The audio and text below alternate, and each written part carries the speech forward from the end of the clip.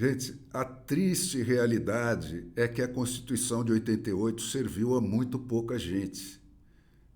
É por isso que a morte dela está sendo tão pouco chorada.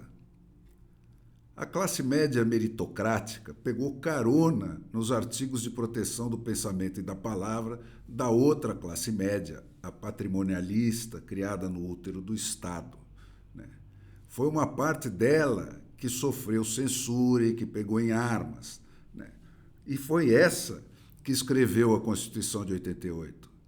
Por isso, ela protegia, se não o bolso, pelo menos a incolumidade do corpo e da opinião da classe média meritocrática que viajava de carona com a classe média não meritocrática. O resumo é simples, gente. Nós pudemos falar livremente de 85 até aqui para que eles pudessem falar livremente. Agora que eles tomaram o poder, não precisam mais disfarçar. E esse é o problema dos regimes de exceção. O tempo que eles duram não conta como aprendizado de democracia, que é coisa que só se aprende na prática. Nós estamos retrocedendo para onde nós estávamos em 64. Eles estão instalando, com 59 anos de atraso, a exata mesma ditadura que eles queriam ter instalado lá em 1964. E a diferença entre a ditadura que nós tivemos e a ditadura que nós podíamos ter tido naquela ocasião está aí de volta na nossa cara. A ditadura militar censurava uma matéria, uma música, um livro. Essa de hoje assassina virtualmente de uma vez para sempre e sumariamente o jornalista, o músico, o escritor que, quando não foge para o exílio, fica banido e desmonetizado para sempre nas redes sociais, que é onde hoje se publica pensamento e se ganha vida. Gente, democracia é simples. Democracia existe quando o povo manda no governo e não existe quando o governo manda no povo. O Brasil nunca chegou nem perto disso. E o favelão nacional, então, nunca teve nada. Nunca viveu sob o império de outra lei que não fosse a do cão. E quando ousou prender o governo que roubava o povo, a resposta está aí num paroxismo de fúria absoluta.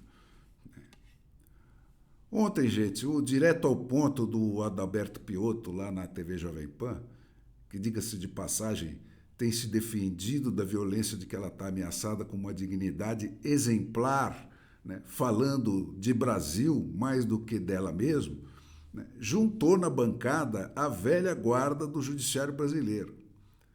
Estavam lá o Ives Gandra, o Almir Pazianotto, o César Dario Mariano da Silva, o Fernando Capês. Há pouca gente que resta ainda com memória dos tempos em que tinha decência dentro do Poder Judiciário. E o Pazianotto, a certa altura, pegou na veia, gente.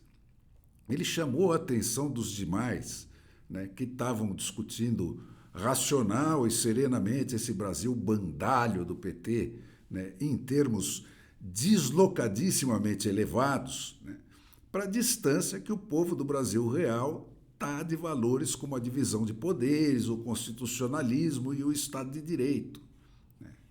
E na hora, cara, me veio à cabeça a imagem que sempre me bate quando eu assisto esses debates na TV, que é a do Zé Dirceu se afogando em gargalhadas diante desse tom e desses argumentos elevados.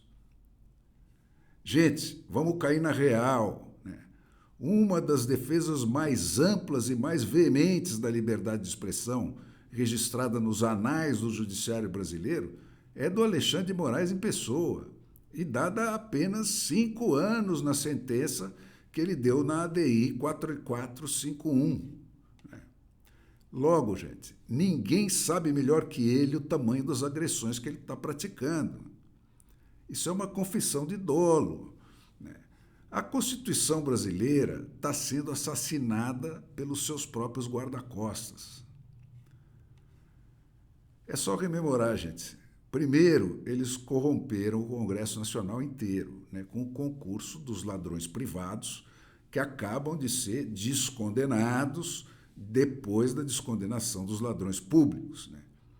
E então, eles passaram a chantagear os congressistas que eles próprios corromperam, né, com aquele esquema que o Getúlio Vargas, né, o pai espiritual do Lula e o filho espiritual do Juan Domingo Perón, o cara que destruiu a Argentina para sempre, criou, né, que é aquele famoso mote da ditadura, que virou também o mote da ditadura getulista. Para os enemigos, todo. Para os amigos, todo. Para os inimigos, ni justiça. E está aí, gente. Agora é a polícia que está sendo presa pelos ladrões. Agora a gente está vindo aí em ritmo de rolo compressor, como tudo mais nesse governo, nessa reforma tributária. Não tem nada nela para nós. É mais uma peça num projeto de poder, né? Um mecanismo de concentração do dinheiro dos impostos nas mãos do Lula, né? Que vai se juntar aos 7 terabytes de grampos lá da Vaza Jato, né, reservados pelo outro advogado do Lula, plantado no STF antes desse último, né, para uso exclusivo do patrão dele. Né.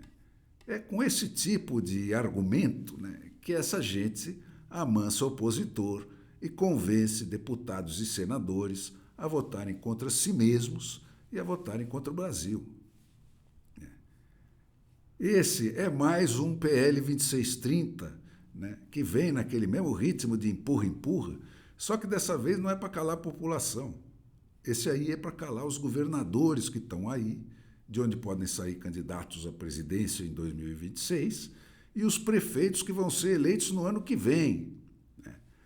É mais um argumento irrefutável que está sendo montado, né, para roubar a voz do eleitorado, né, para matar o restinho de poder que emana do povo.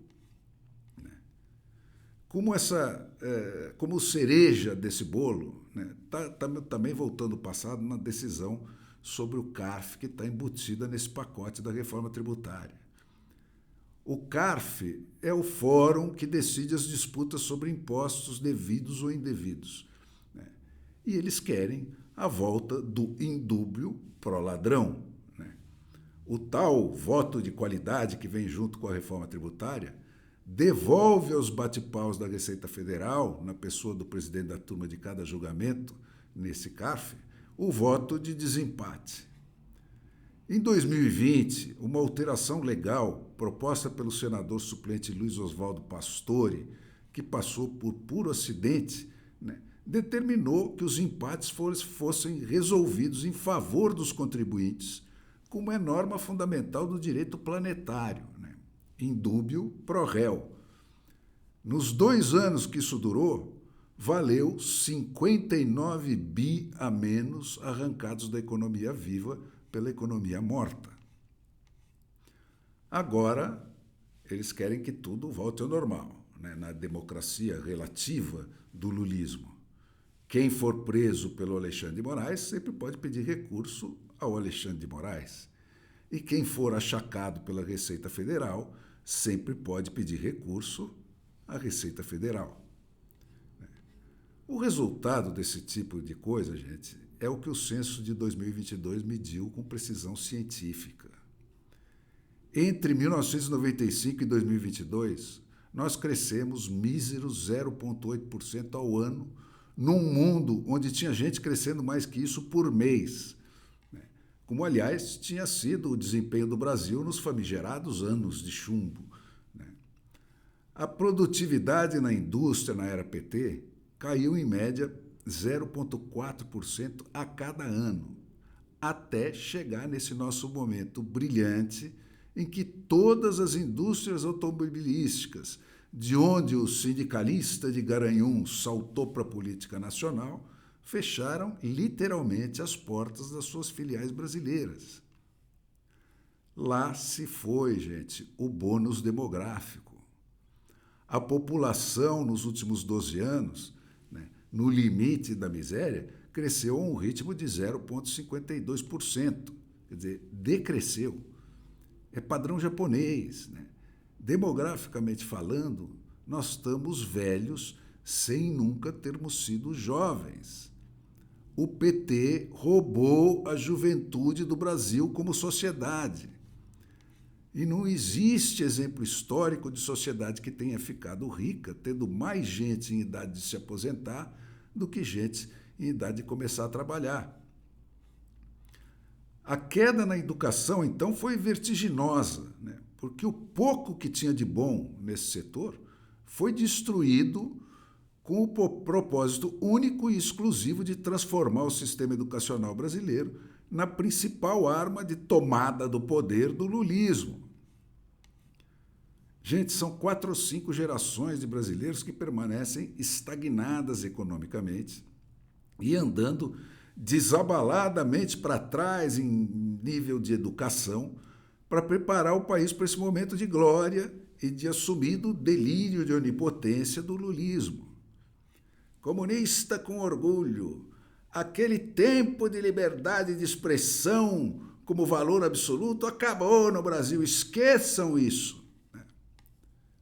E qual é a perspectiva? Qual é a função desse Foro de São Paulo? Resolver os problemas do Brasil? Recuperar o tempo perdido? Inverter essa rota de desastre com o concurso das luzes do traficante Nicolás Maduro, do estuprador Daniel Ortega e de próceres da causa da civilização do calibre das Farc da Colômbia, né? Ou dos genocidas da Ásia e da Eurásia? Não, gente, o Pazianotto tem toda a razão. Chega de eufemismos. Analisar técnica e racional e serenamente atos de pura violência como esses que nós temos sofrido, como as televisões não se cansam de fazer, só ajuda a piorar o quadro. Não tem mais lei, não tem mais ordem, não tem mais Constituição. É de violência pura e simples e não de nuances jurídicas que se trata. E violência, gente, se responde, se não com violência, com gritos de repúdio, no mínimo, né? Com denúncias, com confronto. Né?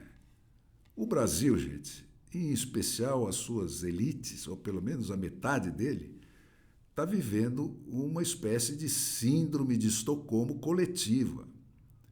Ele se apaixonou pelo seu sequestrador, que morde e assopra há 40 anos. Ok, o assaltante que põe a arma na sua cara, né, sempre tem a vantagem da surpresa. Mas esse momento do perder o mané, né, já passou faz tempo. Agora, gente, cada centímetro que eles avançam sem reação garante o próximo quilômetro de ocupação.